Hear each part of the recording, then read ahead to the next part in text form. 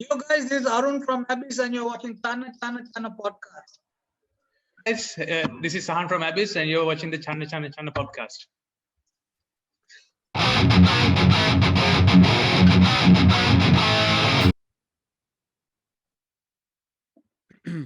Hi everyone, welcome to another episode of my podcast. We have very special guest today joining all the way from Sri Lanka. We got Arun and Sahan of Abyss. Hi guys. Hello, Channa. How are you, brother? I'm good. How about you guys?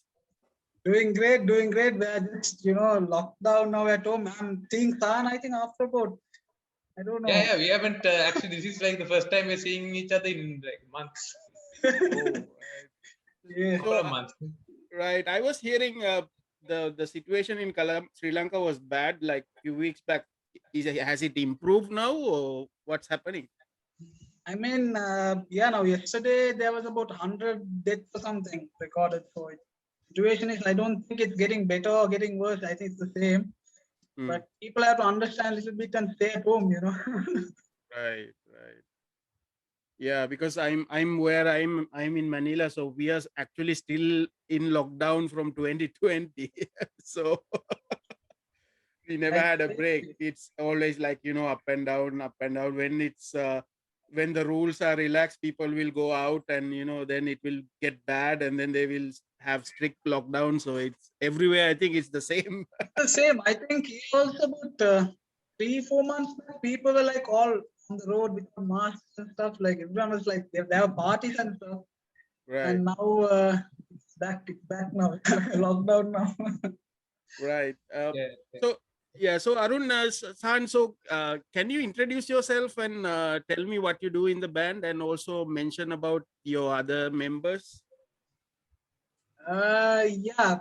So I play guitars, and me and Chaitya, we started the band 2014. So Chaitya is the vocalist. He's a bit sick. He's kind of having a fever at the moment, so he couldn't join the session. And apart from that, we have Avishka, who is playing drums. We had Ash Lantra, who's the drummer of Meningitis, was covering up for Avi because Avi was in Australia. So but Avi is back now and he can't go back to Australia, so we got Avi back. And then we have Katsum Navaratna, who is the other guitarist, as well as San, introduce yourself. Yeah. So I play bass. So what happened was Chaitya and Arun had the idea for the band, and you guys contacted Shalin first, right? So basically, Chaitya contacted because he had known a friend of mine, like because they were doing sounds for like gigs, and then he had asked him like, would you like to play bass? And at the time he was too busy, so he had said, listen, I know another guy. So that was me, and so Chaitya got in contact with me, and that's how I joined. So that's the three of us were the other guys who were there from the beginning. Like, Right.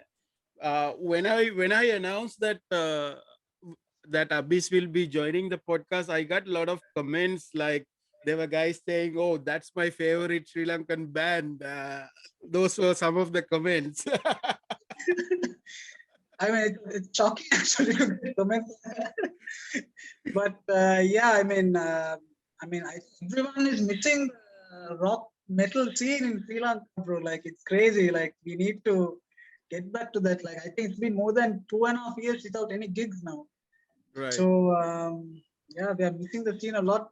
So we really need to. When did you guys last perform together live? So last was at Maelstrom Rock. That was at Idea Hill. That was exactly about 2 years and 3 months back again. Yeah. And before that, we played in Negombo. That huge show. That was crazy. That was nice. That was organized by Genetic Fellows from Negombo. So. Right. Yeah, I was telling Arun before this. I'm actually from Negombo, so I used to go to all the gigs in Colombo. I have to take that bus in the after the gigs. I have to take that Vaunia bus to go back home. It was a great time, those rock company days and all that. So Arun, yeah. So I actually saw you guys live in 2016. I came to the Maelstrom festival that happened. Yeah. That was organized by Keshan. Yes. Was that 2016? Yeah, that was 2016. I think November 5, 5 years I think, ago. right? Yeah. That was like that was one crazy gig. There was, I think, a band from Germany played, no? Yes, Darkest Horizon, I think, right? Darkest Darkest Horizon played, Horizon, and then Rudra. Photo Farms from Dubai played. Yeah, that was a crazy gig. Yeah, sadly, And I remember you were in the front, you were headbanging. yeah, I was in the front, and then I mean, it's sad that it didn't happen again because Keshan, I mean, sadly, Keshan passed away, and I think there was another person, Dr. Gayan, also performed at that the doctor that passed away, Neurosis. I think he also performed on that gig, right? Yeah, that was a crazy incident. I mean, we miss him a lot. He's a crazy guitarist. Neurocracy was, I think, they were like one of the best technical bands in Sri Lanka at that time. Right. Yeah, like just like the pure like talent in that one band was like insane. It's insane. Yeah, especially that guy was like really talented. I mean, he's like a doctor, and then he was even playing guitar on his wedding, right? I saw those videos. And then even like as a person, like there was like he's just like There was a point where I got dengue, and then I was admitted in the hospital for like a month or so, and then the day I got released, the day I got discharged, 2 days after there was a gig in Colombo, so I really wanted to go for the gig, and then I went for the gig, and then Gayan was there at the gig, and he was like, "No, you have to rest, man. You gotta take rest, man." And yeah, he was such a humble guy, like Right. Right. So Arun, Sahan, can you tell me a little bit about your childhood and your like what's your like earliest memory of music?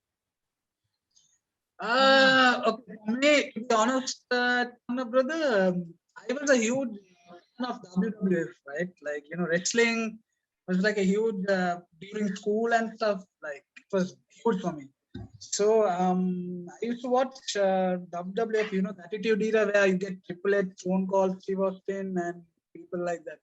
So their music, like when you take Triple H, it's Motorhead. Motorhead was the band that made the entrance theme for him. So that's how I got to know about all these rock. I started digging music from that Triple H. Then Limp Bizkit was doing the music for Undertaker, and then Alter Bridge was the band that did the music for Edge. Metal English. So I think that's what triggered me. And then when you go to YouTube and when you search these bands, you get the other bands coming in, right? Like System of a Down, Slipknot, Linkin Park, bands like that. So this was back when I was in like grade 5, 6, like that. So maybe that was the stepping stone, like that started. It triggered rock inside me, rock metal inside me. Right. So how about you? Yeah. How about you, Sahan? So my gateway into like metal was like through punk rock. Like I started by listening to like first like the 90s pop punk stuff like Green Day, Offspring, Rancid, those guys, and then like I started discovering like Clash, Sex Pistols, like the 70s stuff. But what happened was how I got into like my first like really proper metal experience was I bought like because I was a big Green Day fan at the time, and I bought this bootleg CD with like the entire discography. And in that, just as like an extra, like just like a throwaway, they had put Slipknot's Volume 3, Subliminal Verses, the album. So like yeah, then like after that I was like hooked, like I was like I couldn't get enough, and it started with Slipknot, and then I was all over the place, like I like everything, not just metal, but that was where it started for me, like a love affair with metal. How about the local bands? Were you following local bands back in the day? So to be honest, I never knew that there was a local scene that existed, right? Like, so I was like listening to rock and metal. Then we started a band in school called Latents. So it was just going on. We were playing like hard rock and stuff like that. And then poor friend of mine, Ochi, who is in Australia right now. So poor friend of mine, he once came and told me, this was in school, right? We were, I think, doing O-levels or something like that. She was like, Matan, there's this local black metal concert that's happening. It's black metal, you know. It's like, oh shit, like black metal. So it's like, you know, it's going to be crazy. We need to go for this. And yeah, so that was my first gig, and that like blew my mind. Like, you know, there were some crazy bands back in the day, like Old Castles Massacre. I think Ranga did a podcast with you, right? Yeah. So it blew my mind, you know. So that's where I got to know, okay, there is a very good, like, proper local metal thing going on. So at that time, the bands like Funeral in Heaven, OCM, then Tantrum, you know, some crazy bands back in the day. So, and then later after that, we got to know about Stigmata, and then Stigmata was, you know, I don't have to tell you about Stigmata, right? Right. So yeah, it started off like that, and then yeah, the local metal scene is good, bro. Like crazy. There are some good talents here in Sri Lanka. Right. Yeah, so I as well, like I found out that there was a local like rock and metal scene in school, like because I was like in during a talent show, like we had a guitar, we played as a band, and we had like one guy from a different class, and he was like we were like just talking about music, and he was like saying, there are local rock and metal bands. I was like, oh really? Like, and that was like when he gave like on his MP3 player like the recording of Stigmata Sandura. Right. And like that was and then within maybe a year also I discovered like one of my cousins, like he had the Rock Company compilation, the very first one. Yeah. So like that had like Paranoid Earthling and Krebs Cycle. Yeah, Right. yeah, and so like that I think I made a copy of that because it was not, by the time I saw it, like that was not available anyway. So yeah, so then I listened to those like same 10 or 12 songs over and over again. But that was like I had no live experience at all until like I went abroad to study, and then I came back in 2012, and then I started hanging out with Naushan Abbas, like the Salfasans, and he organizes rock and roll and screen rock. Yeah, Right. so that was when he was starting out. So I just like I was hanging out with him and that crowd, and that's how I got into the local scene. Those were my first gigs, the very first Right. rock and roll and the very first mosh pit rock. Yeah, Right. that I actually went to. So I was like, as a someone who attended gigs, I was quite late to the scene. Yeah, actually I actually have those compilations CDs, because I actually went to the launch of that when I was in Sri Lanka. So I actually kept all the CDs. So I have that, and then I also have like the Stigmatas, like the first and second albums that they launched. That was that compilation was one of the best Sri Lankan compilations actually. Oh yeah, it's Yeah. best actually. Yeah. They did a second one, but I didn't feel the same, sort of same experience from the second one. First one was really great, right? So who if you look back, who really influenced you to, like, for example, Sahan to take up bass and Arun to take up guitar? Who really influenced this sort of, you want to pursue doing this? Yeah, again, so I told you, right, I went for these gigs and stuff back in the day, and then I actually saw, like, a live scene that's going on, and so during that time I think it was bands like System of a Down, Darren Malakian, then he's a crazy guitarist, right? On stage he just goes crazy, right? So yeah, my uncle, he was also a guitarist. He was also a guitar teacher actually. So what he does is, so when we have parties and stuff at home, he comes and he plays baila and all that, So then once I went and spoke to him, I was like, I also want to play guitar, and can you help me out? Then what he told me was, yeah, I'll teach you the basic chord, but then I don't want you to get my style. I want you to get your own style. So I'll teach you the basic chords. after I teach the course, then it's up to you to research and do your own thing. So yeah, that's what happened. So he taught me the major minor chords and guitar, and then from there, all YouTube, like covers and stuff, and then after the major minor chords, then I learned to how to detune the guitar, to D, drop C and stuff like that. So I think that's where, so Lamb of God was a very huge influence for me, like riffing and stuff like that. Then System of a Down, then Pantera, some crazy bands, Right. So I think that is how I got into the guitar in actually. Dimebag Darrell was. Right. Right. And Sahan is also a crazy guitarist. Before he played bass, he was a mad guitarist. So like my background like into this like into getting into bass eventually is very weird because I started with classical piano which I didn't like. Right. But that was the because what happened was I wanted my dad to buy me a guitar, but he said no, first you had to learn piano. So I had to, so I started going for piano lessons and I hated it. Like I didn't like classical music, but now that I'm removed from it, I really like it. It's weird, right? When you're not forced to do something, you like it. So like, but that's how it started. But that gave me like really good grounding in like theory and stuff. But I can't like play piano to save my life now. Like I haven't touched it in ages. But then eventually I got my hands on a guitar, like acoustic, and I like when I was in UK, I managed to save up and buy an electric. So I started playing those. Then when I came back, for some like by that point I had given up like any idea of ever playing in a band or anything. This was just like a hobby, just for fun for me, right? But for some reason I bought a bass. Right. And, I mean I could play a little bit, but I didn't like. I mean, but I was basically I had just been playing guitar mostly, and I had always wanted to play drums, but in my house that was out of the question. so so yeah.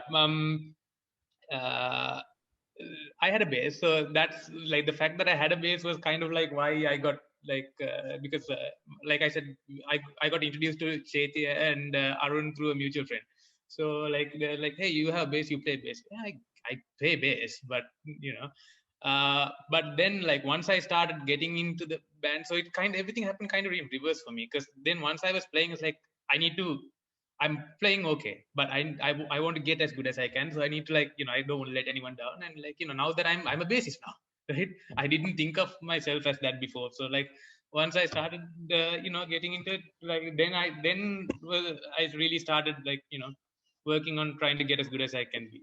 And then that was like it was after I started playing it as like for the band that I started really paying attention to other bassists and other musicians. So Right. and a lot of the stuff I listen to now for bass are actually not like metal or sometimes not even rock. Like it's a lot of like funk and like Motown, like old stuff. Yeah. So like yeah. So, when we used to rehearse and stuff, we take breaks, right? After like a set or something, we take breaks. So me and Tete, we go out to have a drink or whatever, and then we hear this crazy solo going on, right? With drums and like, no, it's an our band. Like, okay, Tan is meeting, the drummer is meeting, so maybe they're jamming. These guys will be jamming stuff, like crazy stuff in the studio. So yeah, so while rehearsing is a bassist, during breaks is a guitarist. Yeah. I mean, yeah, Sahan, you're right, because funk is mainly bass, right? Funk is based on bass. There's no funk without the bass. So like because like yeah, it's like there are some like really amazing metal bass players, but like it's there like it's not like really interesting bass stuff in metal is like few and far between. right. I don't know if that's gonna annoy anyone to hear, but like for me personally, like like very like they're all like very technically good bass, but like interesting bass lines and bass work, that kind of thing, it's like not as easy to find in metal. So, so I had to bands like Red Hot Chili Peppers, Tool and stuff. The bass is like the most important part, right? I mean, yeah, right. And like the songwriting part of like the bass interests me more than the technical stuff. So for that kind of thing, you have to like really go like elsewhere. Right. So I saw you guys on 2016. So that is like after like 2 years after you guys formed, right? But it didn't feel like you were a 2-year-old band. It felt like you were doing it for sorry, like so many years, because I felt like you were so established by that time. Really? Was I mean, was it always like you wanted to do like groove metal and that sort of style, or was it like sort of a journey, like So defining that? it's a very interesting part, right? So me and Chaitya, we were in the same school, and Chaitya was he was, I think, 2 classes below me. So there was this talent show in school, and I was invited for it to play a song with Oti. He Mm, was the bassist at Rex at that. So in that show, Chetty was performing a 5 finger death punch song. So he was, I think it was breathing. Yeah, he was singing breathing, and he nailed it, right? So after the performance, I went and spoke to him. I was like, Matan, you have a very good phone. Like, why don't we start something? And then he told me, bro, even though I can sing clean, I'm more into the growling stuff and all that. So we were like, oh, okay, nice. Okay. And then we exchanged phone numbers. And then after a few days, I called him. And then our plan was to start a brutal death metal band, right. right? So that was the initial start. But then later, we got Sahan into the band. And then at that, we got Fruka, who played guitars, and Romain. So but our main focus was to have our own originals. We didn't want to like cover. Obviously, we had to make 1 or 2 covers during the first few shows. Right. So I think at that time, groove kind of hit us hard. So even Chan was going crazy with the bass. This guy has like more pedals than anyone in Sri Lanka. Chan has a crazy pedal board, right? So he put all his fuzz and stuff like that, reverb and all that. And then I think groove metal hit us, and then we started making originals. And I think we stick to groove metal because Chan does a lot of crazy stuff in bass, more than the guitars and everything there. So, so I Right. think we settle with groove metal. But then I don't know. I don't know if we really play groove metal. Though. We have a lot of death metal also influence in it. Apart from that, a lot of technical stuff now. When San composes, it's like it's not groove metal, right? It's something else. I don't know what it is. It's some alien metal or something. Yeah. They come with all this slapping and all that stuff. And then somehow we make it into a groovy track, and then groove metal after that. So Yeah. yeah. And it was Right. also like a very kind of stars aligning kind of thing, because like everyone brought their own influences. Like when he started, it was Taruk and Romain, and Yeah. Taruk had his own like very unique kind of like how he liked to play, and he brought that in, and Romain had his own kind of style.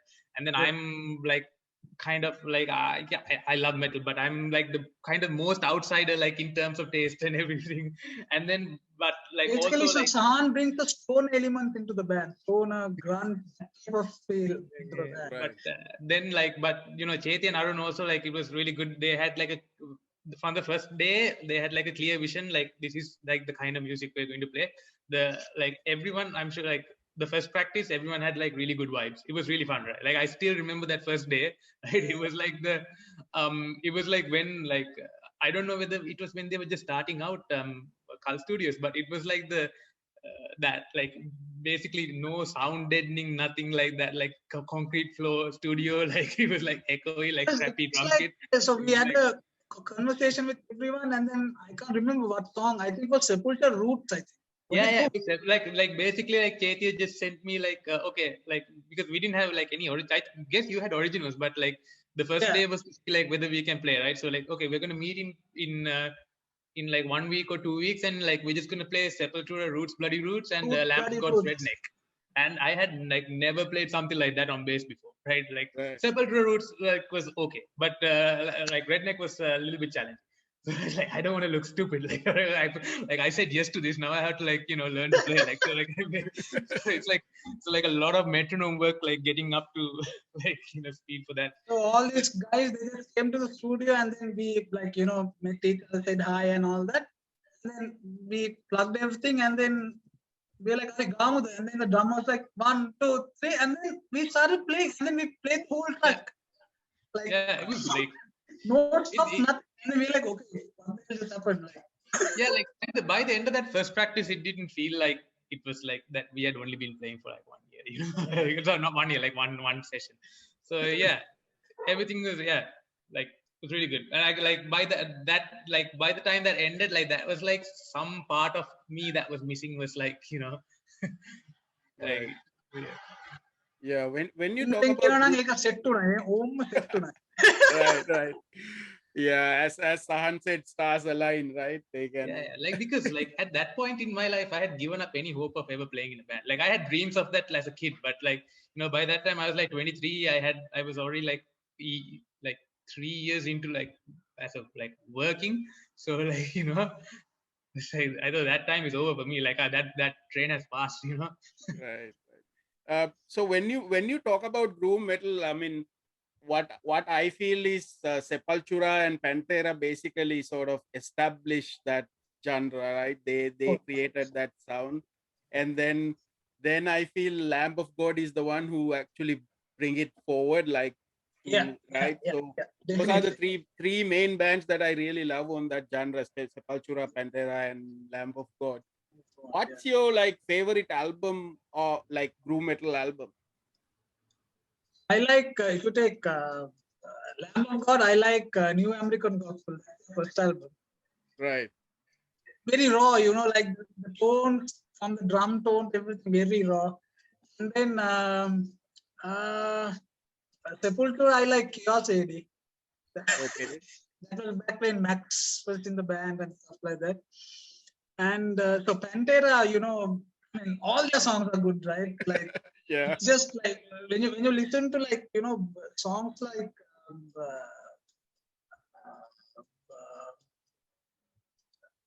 Demolition, right? Like it's crazy. Like the songwriting, riffs. Dimebag Darrell was just he's God, Right. his, Right. his riffing styles and all are crazy. So if you take for me, of course, I really like I would New American Gospel was like a huge album for me. Yeah. Mm.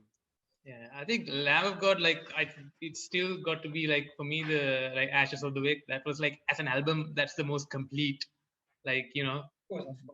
I like individual songs. Yes, there are like better ones, but for me, like from like that's the one album that I can pick up and like listen beginning to end, like and Right. like everything. Yeah, and Sepultura, that was like yeah, Chaos AD and Roots are like both like it's difficult. Depends on the day. But I'm like more leaning towards Roots. I like the grooviness. It's a little bit slow. I feel like so like it's more my thing. And Yeah. all of us, And, we have this interest towards this raw sound, like Mm. I mean, it's okay. Of course, it's nice to have the polished output when you record and stuff. But then when you have the raw, dirty, that snare hit and all that, it yeah. kind of gives a different vibe to it. So yeah, Yeah. Because I kind of knew that you guys actually going to like this album, so I actually pulled them out. So oh shit. because I really love Lamb of God, and then I also like Sacrament album because that's also a great album, right? Of Sacrament. course, of course. Redneck was on Sacrament album, yeah. Yeah. So I was able to see Lamb of God, I think 3 times or 4 times already. Yeah, I saw the pictures on your Facebook. I was like, "What wrong with this guy?" Like he's going to all the bloody gigs. Crazy. I mean, I don't know. Like I've never watched Lamb of God live, but I'm sure it would have been a different experience, right? I mean, Right, completely. And like meeting them, and yeah. I was able to meet like when Chris Adler was there. So the last show was I think 2015. They came here, and yeah, it's a completely different I mean amazing experience. These guys are like so Yeah. uh, so I want to ask you about the songwriting process. So how because I really love your lyrics, the songs that the originals that you put out. Uh, it's kind of matches with what Sri Lanka is going through right now. Like all your songs is like basically what the current situation is, right? So it's like So what happens is, uh, we hear a lot of things from news, and then a lot of other, I don't know, sources, like you get a lot of news, right, about what's happening in Sri Lanka. What we do is, so during rehearsals, so during breaks, we talk about it, and then suddenly Chet is a lyric. He writes all our lyrics as a vocalist. right, So we kind of tell him, Ado, Matan, I think we should talk about this topic, bro. Like it's crazy, shit can't happen in Sri Lanka, man. Like it's, like all this political drama and all that. So he's like, okay, Matan, next practice, okay, Balamu, and then he writes something and he comes, So and then it's all to do with Sri Lankan society and corruption and whatnot. There's a lot of things going on right in our country. right, So our main focus was to bring that out through music and kind of work for us. I mean, speaking about the truth that's happening in Sri Lanka, corruption and all that crap. right. And so what happens is, Sahan, out of the blue moon, it was, on WhatsApp, he puts a message, Matan, I wrote a crazy song, riff, we'll jam it out. And then he comes to the studio and then he takes my guitar and then he jams it in the guitar. He doesn't play the bass. so we, so we jam out that, and then, so we made like 9 originals so far. And we need to get that out, it's all recorded. We need to get the vocals done for it and then put it out. But, due to the situation, it's kind of taking a long time. So waiting Right. until things get back to the normal scene and then we can release the stuff. Or we have I think we released the Chatter out on Bandcamp and stuff. We have the rest with Katsa, the guitarist. He's the he's the guy who's producing the album. So, yeah, we need to wait until things get back normal and release our material out. Yeah. Right. So only thing I would add that a lot of our songwriting process is very collaborative. So one person will come with an idea, maybe he has these other riffs, this is how it's arranged, but usually whatever song comes into the studio is not the same song that goes out. There's a lot of changes because everyone brings their own thing, like I said. And lyrics are entirely changed. This is where I wish he was here, because he can add a lot to that, because that was pretty much his department. But other than that, the music itself, usually maybe we come in with 30%, the song, maybe all the riffs, but the outline of what the song is with a recording maybe by phone or something. But once we've gone through it and said this, maybe this we can change this here and do this differently, by the time it's done it's a completely different song. And that's also a really good thing about the band. Everyone's open to no one says this is my song, it has to be like this, and everyone is welcome to give their input and changes, and we try something. If it doesn't work, we don't do it. If it works, It works for us because now we'll say now someone plays a part, and then if it doesn't match, if someone doesn't like it, they openly say it. Say just tells to my face, "Ado ekadaan depa bang." Yeah, manadu bang egan. So it works for us. So we change it as per the sound we need, and then yeah.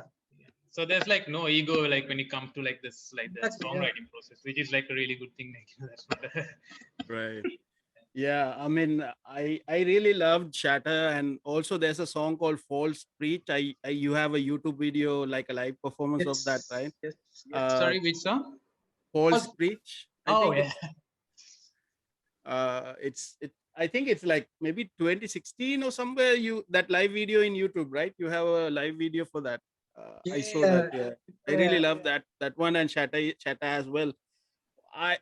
I know if you Channa. yeah. uh, because I spend a lot of time listening to all this. Sometimes I go in a rabbit hole in YouTube, one video and then it goes to another video, all the metal. I keep on listening, and I don't normally don't share all this political crap on my Facebook. I just share metal songs. That's what I really do. Because it's just, I think it's what we really need. And I I kind of understand, like, from all the lyrics of those songs, that this concept of rebel, anarchy, and wrath that you came up with, I'm even thinking that this probably should be your next the album title, right? Well, yeah, I mean, I don't know if I have to say it or not, but yeah, that's also one main option, when we are, I mean, still we have not named the album title, but then, yeah, of course, as you said, that is like one of the main ideas that we have, like to name it as Rebel Anarchy Rock. Yeah, let's see. So guys, so you have a lot of originals. So I know current situation, but what's your plan? Like, what you coming up? Will you be releasing a few more songs? How about putting it in on the streaming platforms so that more people can enjoy? Of course, so that is the next step. We are still waiting until things get back normalcy because I think 6 months back there was another lockdown, and another 6 months back there was another lockdown, the first Right. lockdown. So, I mean, when you start making music, you have to be in the studio every day, right? Because that's the usual process here in Sri Lanka, actually. So very sad situation because we have made all originals, we have recorded it, but we need a few more things to do. So we're looking forward to get everything sorted and release our material. Definitely it will be on streaming platforms. Now there is so much of streaming platforms, right? Like, Right. Apple Music and whatnot. So yeah, definitely that will be the next step, and we'll have to get it out as soon as possible. Right. So guys, what's your message to the viewers of the podcast, and also like people have you been like people who support you? What's your message? Uh, so I don't have to tell, right? I mean, Channa is doing like one of the most. I don't know. You are doing a great scene to the to the metal scene. Actually, like you're bringing out all the bands, out talking about them, giving the exposure they need and things like that. So please keep doing that. We really appreciate it. And thank you so much for giving us this opportunity as well. At a situation like this, where I mean, there is no any way to show cards. Right. So I watch all your podcasts actually. It's great. Like, you whatever that's important you ask on the podcast and all that. So it's awesome. And to all the viewers, please keep supporting Channa brother. He's doing an amazing thing for all of us. And yeah, to all the rebels out there, we have a lot of shit coming out, man. Just wait for it and give it some time. We'll definitely come out more powerfully. And I think you have to say something. Yeah, like just same as what Arun said. Like Channa, thanks for what you're doing. Like this is like this, like what you're doing for us, like not just us, like our band, but all of us. All of us, yeah. So yeah, and also to the fans, man, like the people who like turn up for gigs and listen to the music, like it just still like it always blows me away, like how much support we get, like how much people are like into it.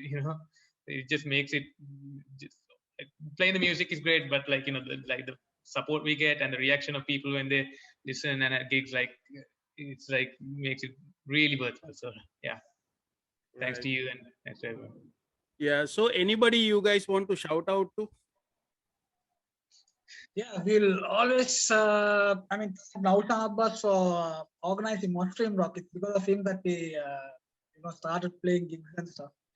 So, and our parents for putting up with all the shit that we do. Parents, wives, girlfriends, everyone. Thank you so much. And yeah, of course, to our rebels, our fans who listen to our music and message us throughout and, ask how it things, when are you playing again, blah, blah, blah. And it keeps us living, like, gives a reason for us to do what we are doing. So, yeah, thank you so much. And thank you so much, Tanmaya. Right. Sahan, you want to shout out to anybody? I think Arun already shouted out pretty much everyone, right? Like, yeah.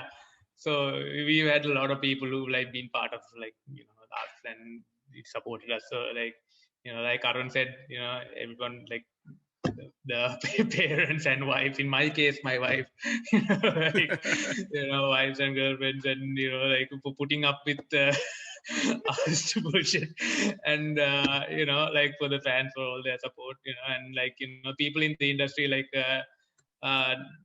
especially Shan, like the main guy, but yeah, like so.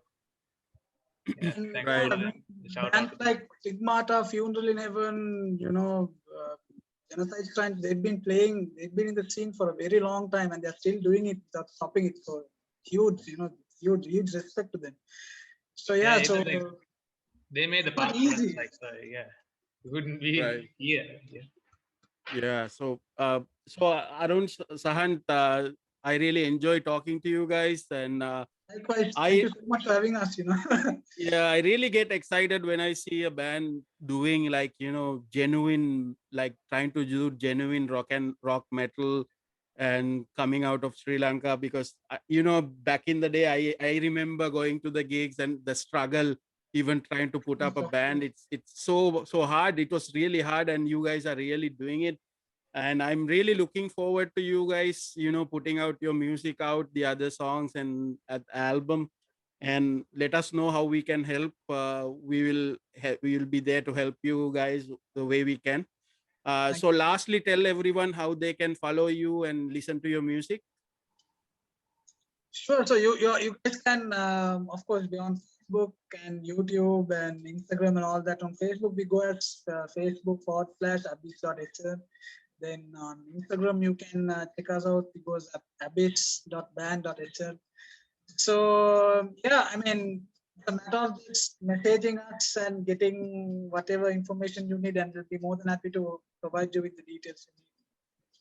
Right. So Thank you. Sahan, Arun, thanks for joining, and stay safe. As per your words, rebel, anarchy, wrath. Right. Keep it going. Thank you, Channa. Thank you so much. Thank you. Great day, and be safe. We'll meet soon. Thank you. Take care. It's been fun. Thanks for having us.